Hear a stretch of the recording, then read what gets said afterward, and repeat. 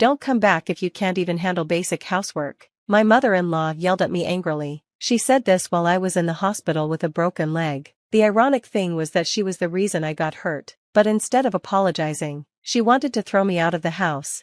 At that point, I had had enough. "Oh, I'd be happy to leave, ma'am," I replied with a smile. But a few days later, something happened that changed everything. "Do you have any idea, Mom?" my husband asked her. "Did you not know about Emily?" When my husband revealed the truth, my mother-in-law's face went pale.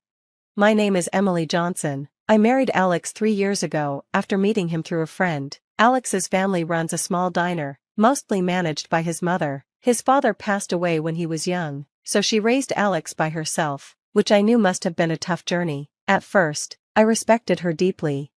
After we married, I kept working, as Alex wanted. He was running the diner alongside his mother, but my mother-in-law didn't like that I wasn't helping around the house. A woman who doesn't even do chores? And working? Women don't earn much anyway. She would complain every day. Soon, her complaining turned into harassment.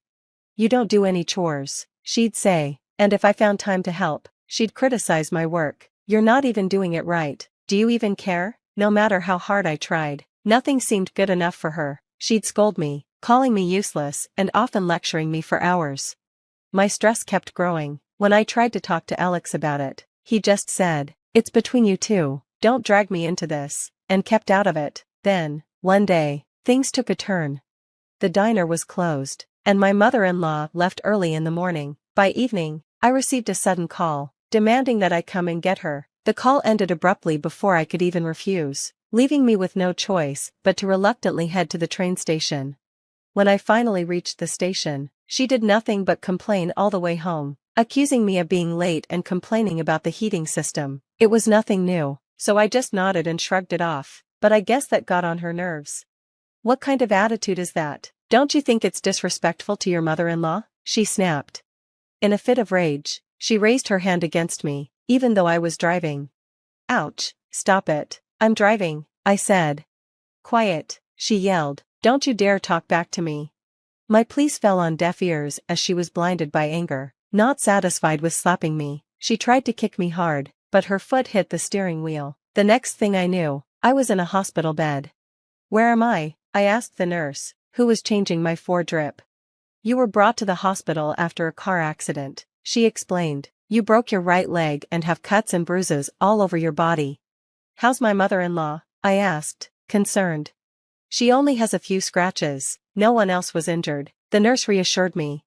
I felt slightly relieved. However, when my mother-in-law came to my room, she immediately started yelling at me. "It's all your fault I got injured. You need to pay me compensation," she screeched the moment she saw me injured. "Where did you get injured?" I asked. She rolled up her sleeve and showed me a small piece of gauze. Meanwhile, I was confined to my bed, unable to move. After all, the accident was her fault. She lost her temper and hit me while I was driving, causing the crash, but there wasn't a single word of apology from her. On top of being good for nothing, you want to be a nuisance to your own mother-in-law? You're nothing but a god of pestilence. I never liked you from the start. Don't you dare come back if you can't even do basic housework. The moment I heard those words, I could feel something snap inside me. "Oh, I'd be delighted to do that, ma'am," I said, before I even knew it. My mother-in-law just stood there with a stunned look on her face. "I won't be returning to your house. I'm going to divorce Alex. Thank you for everything until now," I said as I gave a slight bow. My mother-in-law snapped out of her shock and responded, "Oh, how unusual for you to listen for once. Yes, just as you say, I'm useless and worthless. I don't belong in your house," I said, pretending to be downcast. She left the hospital room saying, "Oh, I see," unable to say anything more. Even after that, my mother-in-law kept coming to my hospital room and complaining. "You'll end up on the streets if you can't come back to our house. It'll be too late to regret it then." "Yes, you're right. It would have been better if you had done this sooner," I replied casually, not looking up from my phone. "You're absolutely right," she kept complaining. "Are you listening?" I ignored her as usual, scrolling on my phone. This happened several times. A week after I was admitted to the hospital, my mother-in-law came to my room to complain again. As usual, I ignored her, but then, suddenly, my husband Alex burst in, pale-faced. "Oh, It's unusual for you to visit. What changed your mind? I asked. What on earth is this? Alex asked, holding up a divorce paper with my details already filled in. I asked my family to mail it. I'm glad it arrived just fine, Alex said, with a slight smile. I calmly told him everything my mother-in-law had said to me. Mom, did you not know? Emily earns way more than I do. Alex turned pale as he asked this in a shaky voice. Yes, I've been working for a large corporation since before we got married. I've worked hard and achieved good results, so I hold a fairly high position now. My salary reflects the toughness of the job and, as you put it, is quite substantial. But she doesn't look like she earns that much, does she? My mother-in-law retorted. She always wears the same clothes. That's because Emily has been spending her money on our diner, Alex explained. The diner my mother-in-law runs was on the brink of bankruptcy when Alex took it over. It was in a tough spot, and his mother had no business acumen. He'd been trying to turn it around, and I had been using my salary to help keep it afloat, offering advice on management. Without my help, the diner would probably go out of business soon. No, it can't be true. There's no way that useless woman could do such a thing, my mother-in-law exclaimed, still flustered and unable to believe what she was hearing. I showed her my phone, which I had been using until just a moment ago. What is this? She asked, staring at the screen. It's the data recording of your diner's performance, and this here is my pay stub. My workplace has digitized our payslips, I explained. My mother-in-law stared at my phone and slowly turned pale. No, that can't be, she stuttered. I should mention that I've already consulted with the police about the accident you caused.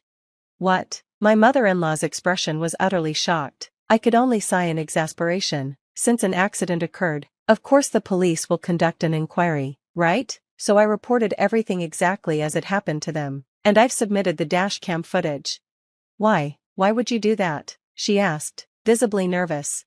From her reaction, it seemed like she was aware that she caused the accident. There's a chance you could be held criminally liable, I said, but if you admit it, you might get off with a lighter sentence. After a while, my mother-in-law started trembling, and then to my surprise, she knelt before me. I'm sorry, I had no idea. We've been living off your money. I'm sorry about the accident too. I'm reflecting on my actions. Please forgive me. She changed her attitude right away. Until now, she'd never uttered an apology. Is it that easy to say sorry when it means she can get off the hook? The sight of her was pathetic. It made me more disgusted than angry.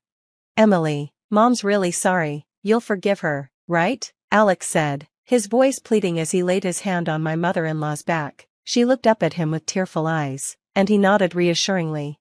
Watching them try to garner sympathy, I couldn't help but speak up.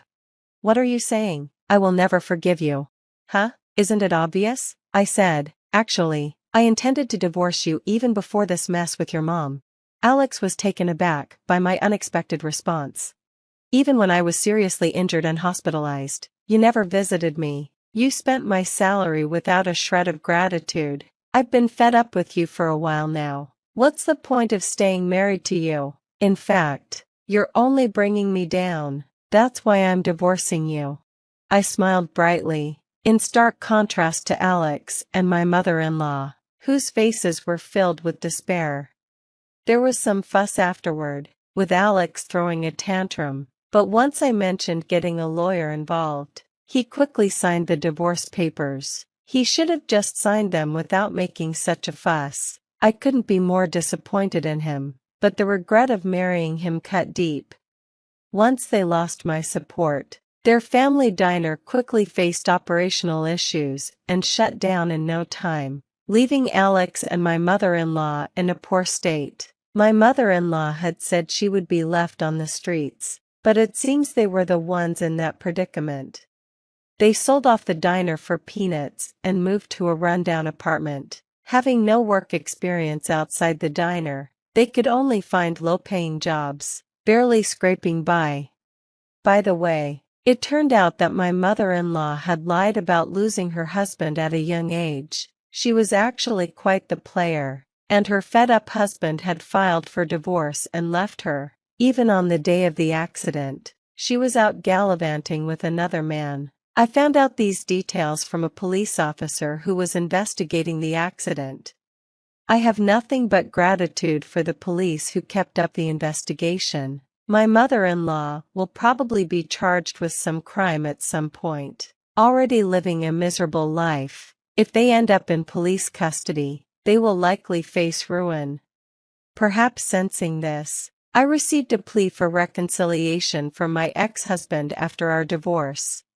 "If you continue to bother me, I'll have the cops come for you and your mother," I threatened.